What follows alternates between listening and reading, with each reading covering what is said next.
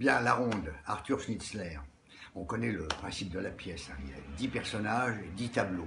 Chaque tableau, c'est un jeu de séduction qui se conclut par un rapport sexuel et puis une séparation. Alors, on rencontre d'abord un militaire qui rencontre une prostituée. Le militaire séduit ensuite une soubrette, laquelle soubrette a ensuite une aventure avec le fils de ses patrons. Le grand jeune homme, lui, a une aventure avec une femme mariée. Cette femme mariée bénéficie d'un retour de flamme de son mari. Le mari se retrouve dans un cabinet particulier avec une grisette. La grisette est elle-même séduite par un auteur dramatique. L'auteur dramatique séduit une comédienne qui à son tour a une aventure avec un aristocrate, lequel se retrouve avec la prostituée du début, bouclant ainsi la boucle, ou plutôt la ronde. Voilà.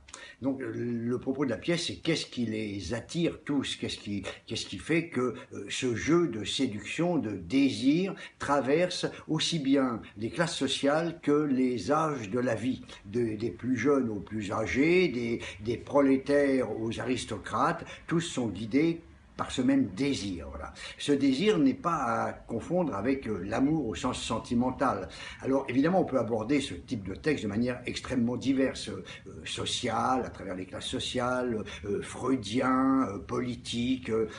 Moi, j'ai choisi avec mes camarades de nous inspirer plutôt d'une phrase de Roger Vaillant qui ouvre son essai qui s'appelle Le regard froid du vrai libertin.